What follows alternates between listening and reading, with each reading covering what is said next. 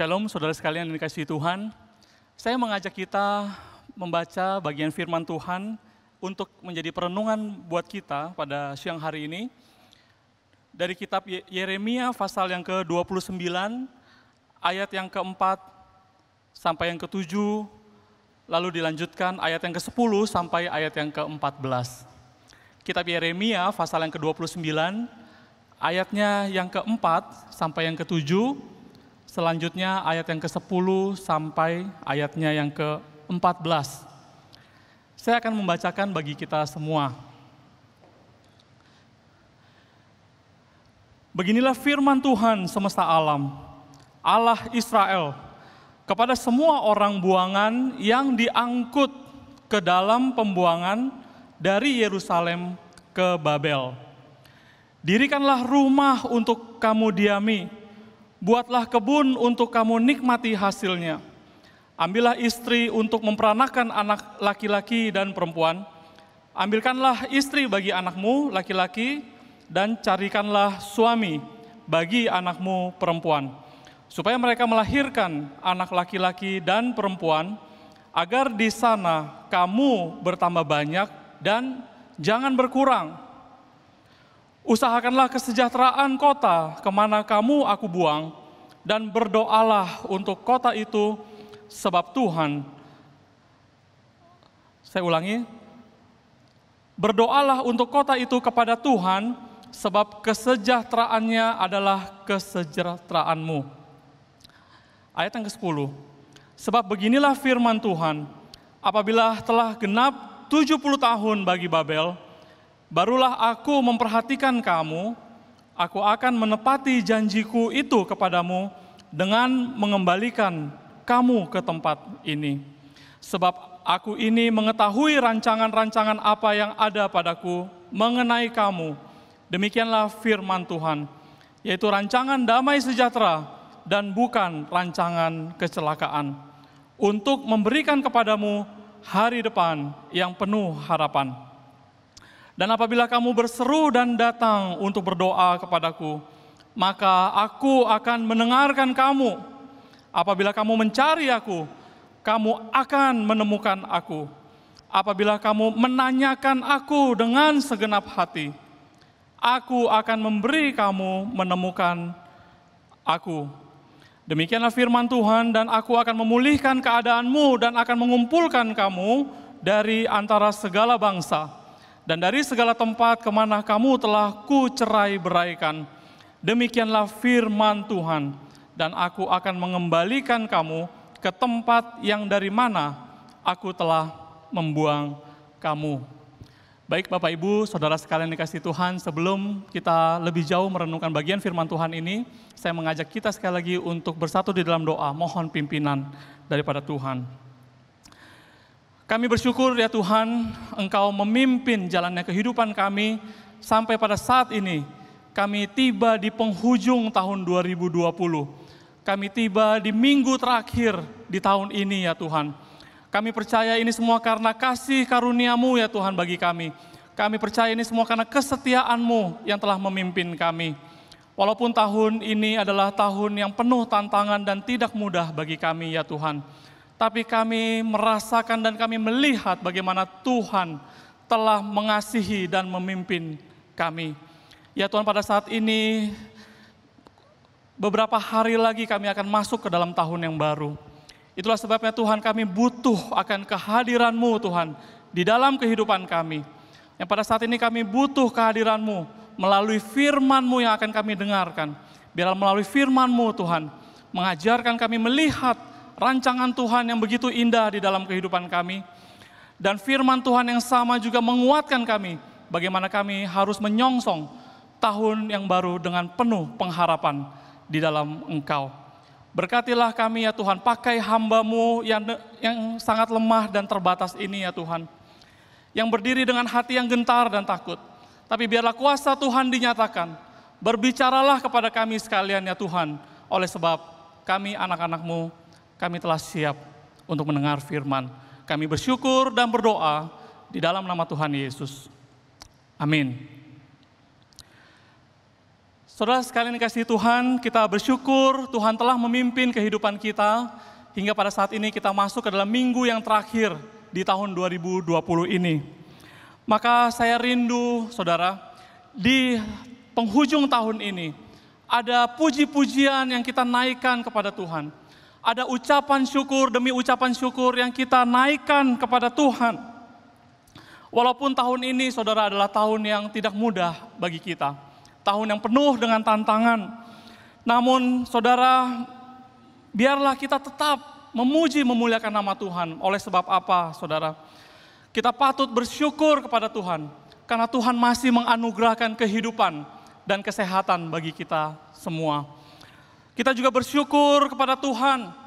Karena Tuhan masih memberikan kepada kita keluarga. Baik itu keluarga jasmani kita maupun keluarga rohani kita, saudara. Maka kita juga masih patut bersyukur kepada Tuhan, oleh karena Tuhan masih menganugerahkan kepada kita iman, kepercayaan kita, untuk kita tetap bisa berpaut kepada Tuhan, saudara. Untuk kita bisa tetap mencari wajah Tuhan, untuk kita tetap bisa beribadah kepada Tuhan, dan untuk kita bisa tetap bisa melayani dan memuliakan nama Tuhan. Saudara, kita patut bersyukur di akhir tahun ini juga, yang terutama karena anugerah terbesar Tuhan sudah anugerahkan buat kita, yaitu melalui kehadiran Yesus Kristus yang telah datang ke dalam dunia ini, yang kita barusan rayakan bersama-sama, saudara. Tuhan Yesus datang untuk memberikan pengampunan dosa bagi saudara dan saya, dan memberikan kepada kita keselamatan hidup yang kekal. Saudara, biarlah di akhir tahun ini saya rindu ada puji-pujian yang kita naikkan, saudara. Di mana saudara berada, saudara, mari kita mengucap syukur atas pemeliharaan Tuhan bagi kita. Dengan kondisi dan situasi apapun juga, mari kita tetap memuliakan, memuji nama Tuhan. Saudara sekalian dikasihi Tuhan, beberapa hari lagi kita akan menyongsong tahun 2021. Sementara itu kita juga masih dibayang-bayangi dengan ketidakpastian, ketidakjelasan apa yang akan terjadi di tahun 2021. Kita tentu berharap yang terbaik, keadaan akan semakin baik di tahun 2021. Tetapi jikalau tidak, saudara, mari kita juga mempersiapkan diri kita untuk menyongsong tahun ini dengan menjalaninya bersama-sama dengan Tuhan. Pertanyaan buat kita adalah bagaimana kita sebagai anak-anak Tuhan bisa menghadapi tahun 2021 ini, saudara. Bagaimana caranya agar kita tetap bisa hidup tetap di dalam rencana dan rancangan Tuhan yang indah itu, saudara. Saudara sekalian dikasihi Tuhan, bangsa Israel pada perjanjian lama, mereka juga pernah mengalami sebuah tatanan kehidupan baru yang serba tidak pasti dan tidak mengenakan.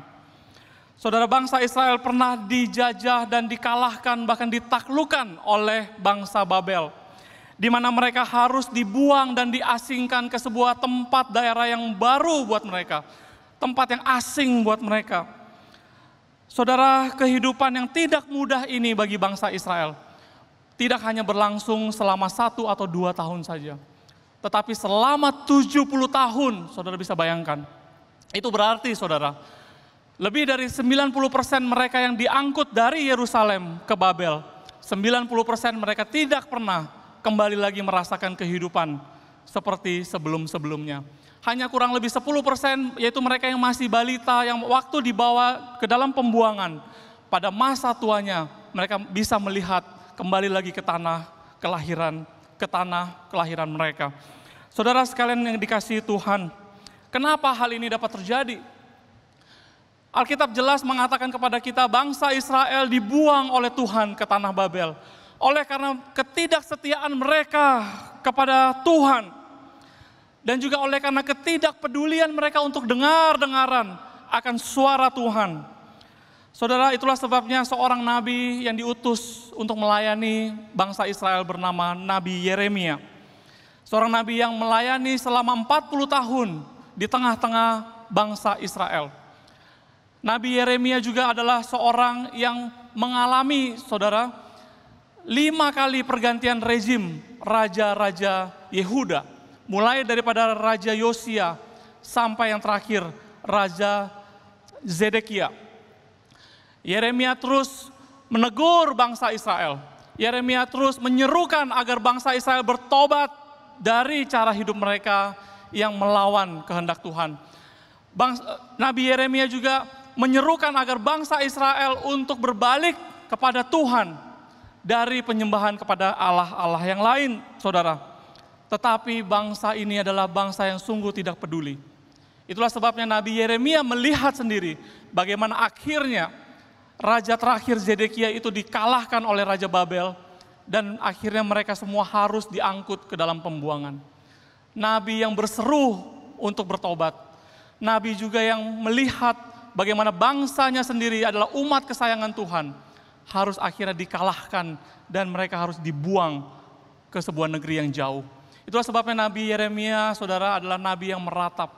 Nabi yang menangisi nasib umatnya sendiri. Itu sebabnya Nabi Yeremia menulis juga kitab yang lain bernama kitab Ratapan, saudara. Saudara sekalian yang dikasihi Tuhan, di tengah-tengah kegelisahan bangsa Israel, ketidakjelasan dan ketidakpastian hidup di tanah yang baru, di tanah pembuangan, maka datanglah firman Tuhan yang sungguh indah, menguatkan dan menghibur mereka, yang berbunyi demikian. Ayat yang ke-11 dari pasal yang ke-29. Sebab aku ini mengetahui rancangan-rancangan apa yang ada padaku mengenai kamu.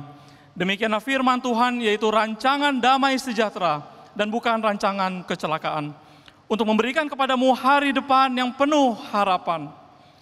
Saudara, inilah firman yang indah yang turun kepada bangsa Israel di tengah-tengah ketidakpastian dan kegelisahan mereka di tempat yang baru. Dan saya percaya, saudara, firman yang indah yang sama juga turun kepada kita pada saat ini, ketika kita menghadapi situasi dan kondisi yang serba tidak pasti ini. Saudara, bagaimana caranya agar hidup kita bisa tetap hidup di dalam rancangan Tuhan? Maka yang pertama, saudara, kita harus tetap percaya. Biarlah kita senantiasa tetap percaya kepada Tuhan yang berkuasa, pencipta langit dan bumi, saudara. Tuhan yang berdaulat atas setiap kehidupan dan perjalanan sejarah kehidupan manusia. Tuhan yang memegang kendali akan jalannya sejarah hidup kita, saudara. Tuhan yang punya rencana yang kekal, yang indah, dan yang mulia.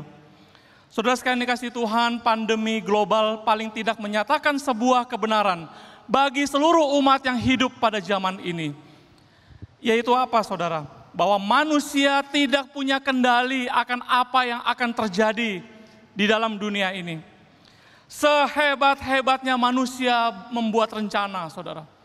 Sehebat-hebatnya manusia di abad ini dengan segala kemampuan ilmu pengetahuan dan teknologi. Tetapi tidak ada satupun, saudara, yang bisa menjamin apa yang akan terjadi di dalam dunia ini. Itulah sebabnya, saudara, kita mengetahui bahwa segala rancangan Tuhanlah yang terjadi di dalam kehidupan kita. Manusia bisa berencana, segala keputusan adalah datang dari Tuhan. Itulah sebabnya kalau kita tahu sebuah kebenaran ini, saudara sekalian dikasihi Tuhan, mari kita jangan mengandalkan rencana dan rancangan manusia.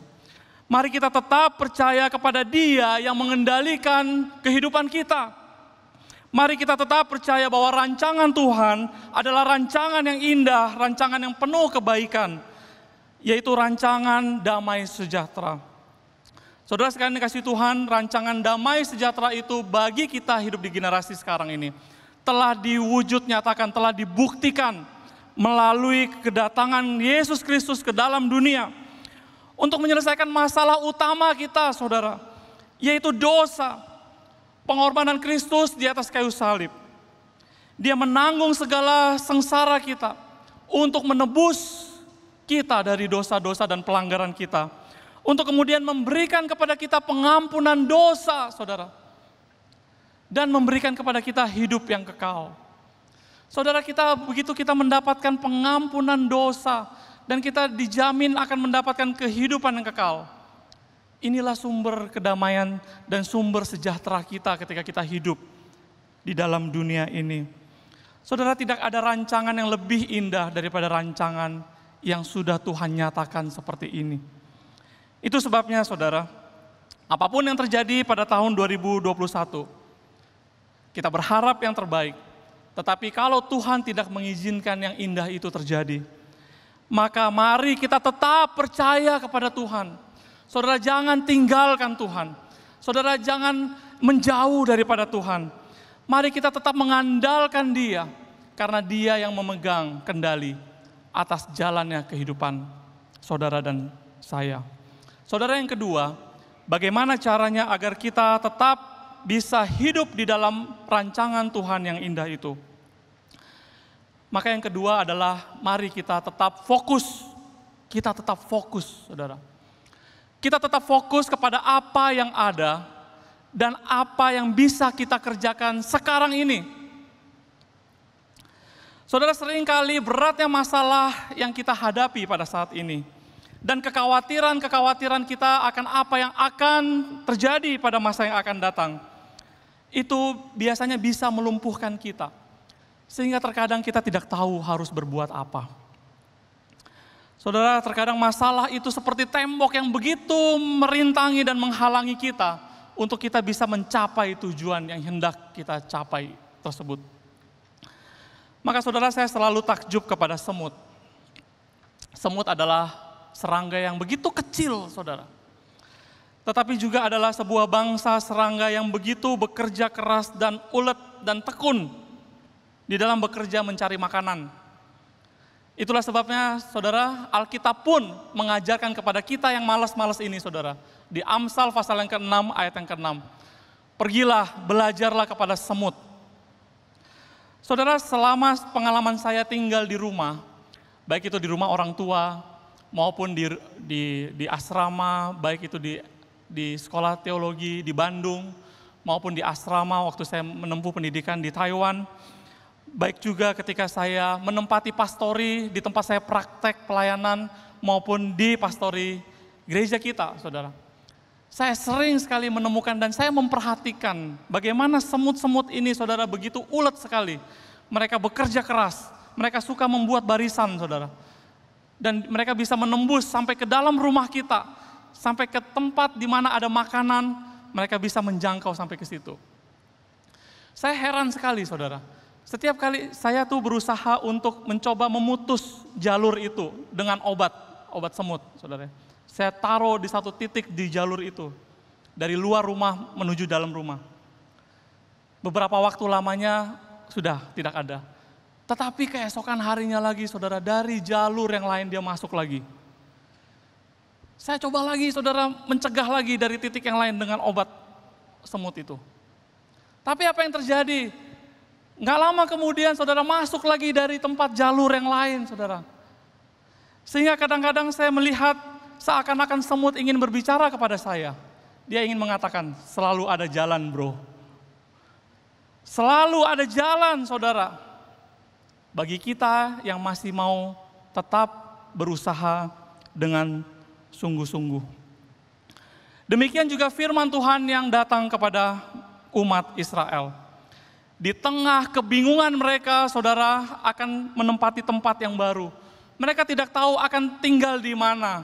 Mereka tidak tahu di tanah pembuangan ini mereka akan bekerja apa untuk hidup.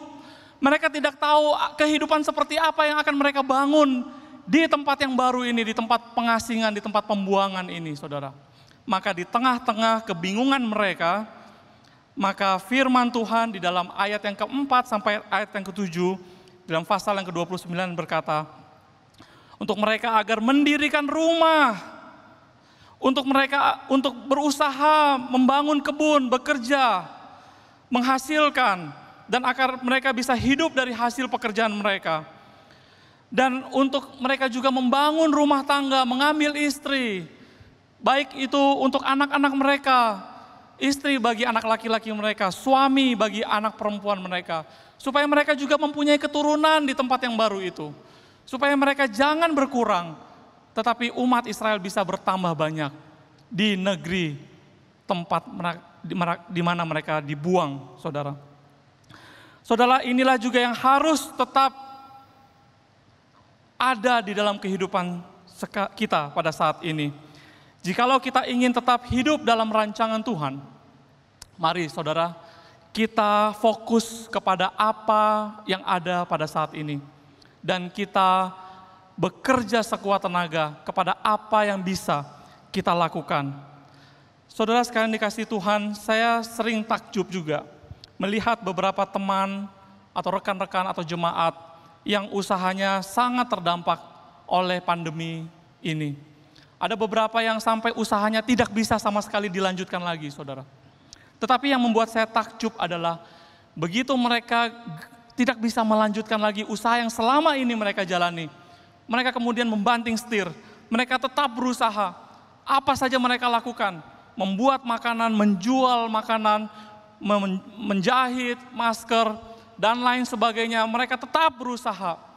Saya sangat takjub kepada teman-teman seperti ini, saudara. Apakah mereka akan berhasil? Saya tidak tahu, saudara. Tetapi yang saya tahu adalah ketika mereka tetap berusaha melihat apa yang masih ada dan berusaha sekuat tenaga apa yang dapat mereka kerjakan saat ini, saya percaya itu adalah kehendak Tuhan. Itu adalah sesuatu yang berkenan bagi Tuhan, saudara. Saudara, saya juga takjub melihat beberapa teman, rekan, dan juga jemaat Tuhan di dalam hubungan relasi mereka dengan keluarga selama pandemi ini, saudara. Kalau sebelum pandemi, saudara, kita mengatakan, ayo kita bangun mesbah keluarga. Saudara, kata mesbah keluarga itu bagi beberapa orang itu adalah sesuatu kata yang terlalu rohani sekali, saudara. Ada beberapa teman mengatakan, aduh sulit ya kita bangun mesbah keluarga di tengah-tengah keluarga. Orang yang melihat kelakuan hidup kita 24 jam. Aneh gitu, terlalu rohani sekali. Tetapi yang saya takjub adalah ketika kita masuk ke dalam situasi pandemi, saudara. Yang saya dengarkan adalah beberapa di antara kita sudah mulai ada yang namanya berdoa bersama-sama dengan keluarga setiap malam di rumah mereka. Saudara, apakah dengan demikian maka relasi keluarga satu dengan yang lainnya akan menjadi lebih baik atau mereka akan rukun selama-lamanya? Saya tidak tahu, saudara. Tetapi yang saya tahu adalah ketika ada orang-orang di tengah-tengah keluarga yang rindu untuk berdoa bersama-sama, berkumpul untuk menaikkan doa bersama-sama, saya percaya itu adalah yang Tuhan kehendaki untuk kita lakukan pada saat ini. Saudara, bagaimana caranya kita bisa tetap hidup di dalam rancangan Tuhan? Mari saudara, kita jangan terpaku kepada kekhawatiran-kekhawatiran kita. Kita harus fokus kepada apa yang masih ada sekarang dan apa yang masih bisa kita kerjakan di dalam saat-saat seperti ini. Itulah yang Tuhan kehendaki untuk kita lakukan. Yang ketiga dan yang terakhir, saudara. Bagaimana caranya agar kita tetap bisa hidup di dalam rancangan Tuhan? Maka yang terakhir adalah jangan menyerah. Jangan menyerah, saudara. Apapun kesulitan yang kita hadapi pada saat ini, dan apapun kesulitan-kesulitan yang akan kita hadapi pada masa yang akan datang, marilah kita terus menghadirkan Tuhan di dalam setiap pergumulan-pergumulan yang kita hadapi, saudara. Maka Tuhan akan menguatkan kita, maka Tuhan akan memberikan kekuatan bagi kita untuk menghadapi semuanya itu. Tetapi satu hal saudara harus ingat, jangan kita menyerah. Saudara, ini juga yang Tuhan katakan kepada bangsa Israel di tengah-tengah tatanan kehidupan baru, di tempat pembuangan yang serba tidak nyaman. Di bagian ayat yang ke-12 sampai ayat yang ke-14, dikatakan, dan apabila kamu berseru dan datang untuk berdoa kepadaku, maka aku akan mendengarkan kamu. Apabila kamu mencari aku, kamu akan menemukan aku. Apabila kamu menanyakan aku dengan segenap hati, aku akan memberi kamu menemukan aku. Demikianlah firman Tuhan, dan aku akan memulihkan keadaanmu, dan akan mengumpulkan kamu dari antara segala bangsa, dan dari segala tempat kemana kamu telah kucerai-beraikan. Demikianlah firman Tuhan, dan aku akan mengembalikan kamu ke tempat dari mana aku telah membuang kamu. Saudara sekalian dikasihi Tuhan, di dalam setiap usaha yang Tuhan minta untuk umat Israel tetap lakukan di tanah pembuangan ini, untuk mereka mendirikan rumah, untuk mereka membangun usaha mereka dengan berkebun, untuk mereka membangun keluarga mereka. Saudara, apakah ada keberhasilan untuk mereka sukses dan berhasil? Dari mana dana yang dibutuhkan untuk membangun rumah? Tidak tahu, saudara. Dari mana mereka bisa memulai membangun kebun mereka untuk berladang? Tidak tahu, saudara. Tetapi Tuhan meminta mereka untuk tetap melakukan itu. Dan ketika mereka menemukan kesulitan demi kesulitan, Tuhan ingin mereka tidak menyerah. Tetapi ketika mereka menemukan kesulitan, Tuhan ingin mereka datang mencari wajah Tuhan. Saudara, inilah juga yang harus menjadi iman kita yang patut kita pelajari pada siang hari ini. Mari kita tetap berusaha dengan apa yang masih bisa kita kerjakan pada saat ini, saudara. Tetapi ingatlah, sesulit apapun di keadaan kita pada masa yang akan datang, maka kita jangan pernah meninggalkan Tuhan. Mari kita jangan menyerah. Mari kita mencari Tuhan. Mari kita hadirkan Tuhan di dalam setiap pergumulan dan kesulitan kita, saudara. Maka percayalah, saudara, ketika kita melakukan itu, maka Tuhan sendiri yang akan memberikan kekuatan dan penghiburan bagi kita untuk kita bisa menghadapi itu semua bersama-sama dengan Tuhan. Saudara, saya akan menutup dengan sebuah cerita. Sebuah kisah, sebuah film, saudara, di tahun 2017. Ini adalah film yang tayang di bioskop di beberapa negara, termasuk juga di Indonesia. Film mengenai perjuangan hidup, survival, yang berjudul The Jungle, hutan, ya saudara. Ya, berdasarkan sebuah novel yang ditulis oleh yang mengalami pengalaman ini sendiri, yaitu Joseph, atau panggilannya Yossi Ginsberg. Ya. Yossi ini adalah seorang yang suka berpetualang, saudara. Dia pergi mengarungi tempat-tempat yang belum pernah dikunjungi orang di seluruh dunia. Dan dia suka membaca buku, sehingga suatu ketika dia membaca buku yang menginspirasi dia. Di dalam buku itu disebutkan, jangan lewatkan hidupmu biasa-biasa saja.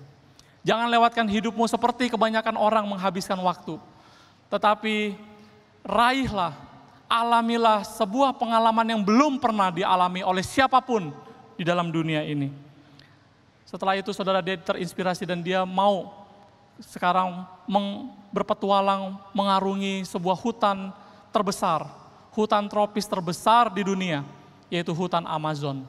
Dia pergi melalui negara Bolivia di Amerika Latin.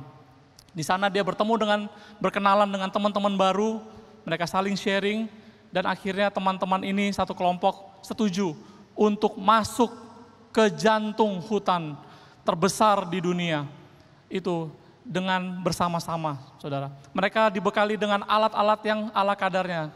Waktu itu tahun 81, saudara. Belum ada GPS, satelit, dan lain sebagainya. Mereka hanya mengandalkan peta yang digambarkan dengan tangan berdasarkan cerita turun-temurun dari penduduk lokal saja. Singkat cerita, mereka mulai masuk. Beberapa hari saja, saudara, karena medan yang begitu berat, ya, karena banyak sekali medan tebing yang curam, suasana yang sangat tidak memungkinkan, binatang-binatang liar, saudara. Beberapa di antara mereka terluka dan tidak bisa lagi mengobati diri sendiri.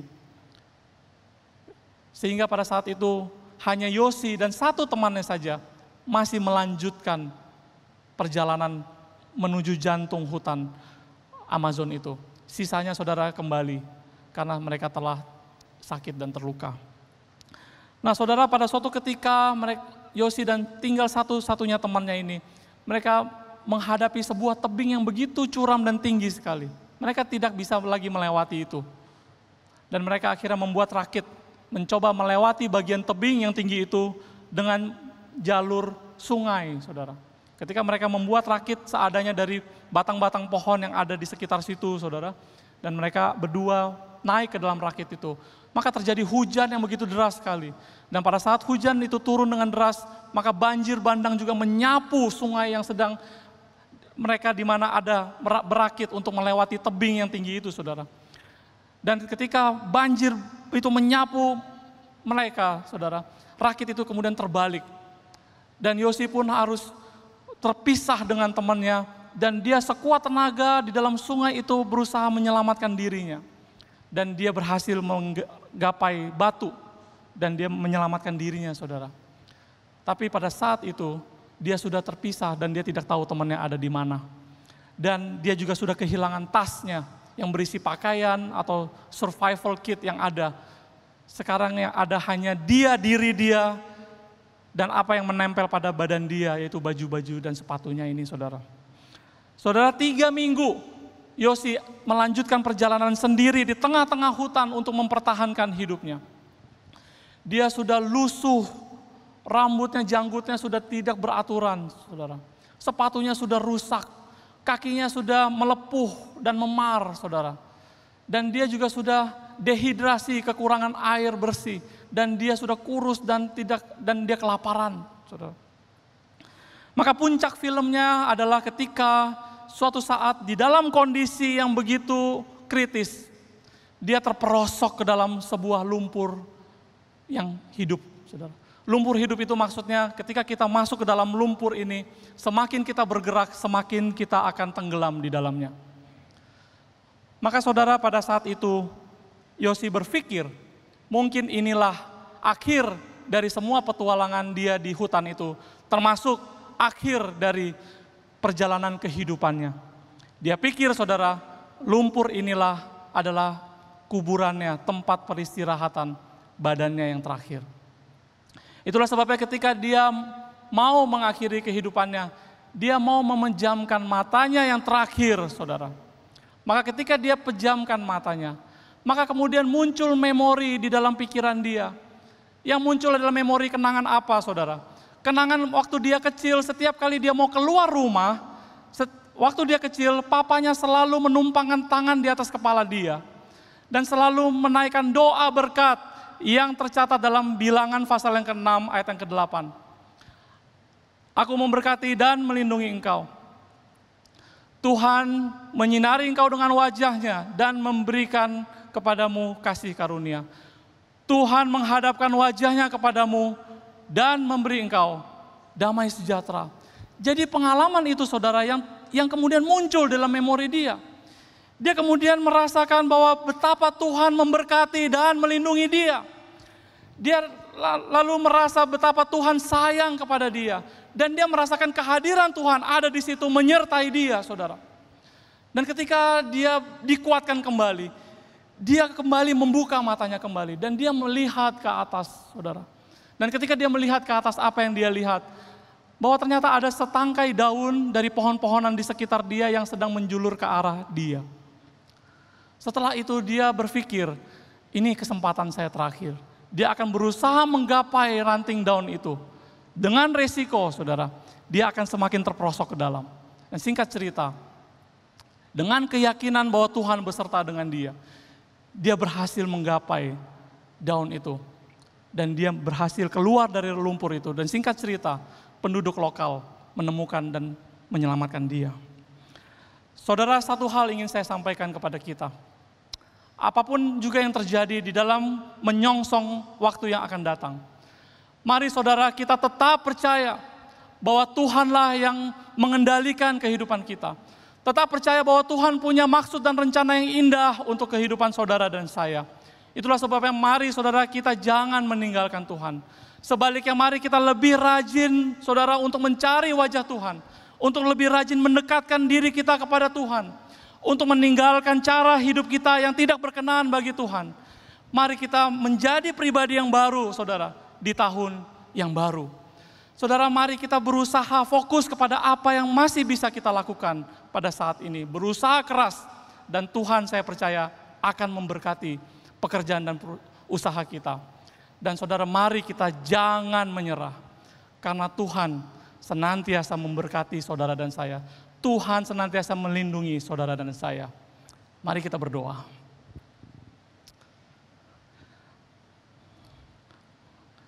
Ya Tuhan, kami bersyukur atas anugerah dan cinta kasih-Mu bagi kami. Di tengah-tengah kelemahan kami, di tengah-tengah keterbatasan kami, Kami melihat kuasa-Mu, kebesaran-Mu, kasih-Mu, dan anugerah-Mu turun kepada kami ya Tuhan. Melalui firman Tuhan, firman-Mu yang begitu indah kami dengarkan barusan ya Tuhan. Biarlah itu menguatkan kami. Dengan penuh keyakinan dan kepercayaan, kami akan menyongsong tahun yang baru bersama-sama dengan Tuhan. Kami berdoa ya Tuhan, kiranya Engkau senantiasa memberkati kami. Setiap kami ya Tuhan, dimanapun kami berada, jemaat-Mu, GMI Immanuel ini, atau siapapun juga yang pada saat ini menyaksikan ibadah ini, Tuhan kiranya Engkau terus memberkati dan melindungi. Ya Tuhan, kiranya Engkau terus menyatakan bahwa rencana dan rancangan-Mu adalah indah dan juga adalah rancangan damai sejahtera buat kami sekalian. Kami bersyukur ya Tuhan untuk kebaikan dan untuk firman-Mu. Materaikanlah firman-Mu di dalam hati kami dan akan kami lakukan di dalam hidup kami sesuai pertolongan Roh Kudus. Oleh karena kami berdoa di dalam nama Tuhan Yesus yang adalah Tuhan dan Juru Selamat kami yang hidup. Amin. Amin saudara, Tuhan memberkati kita.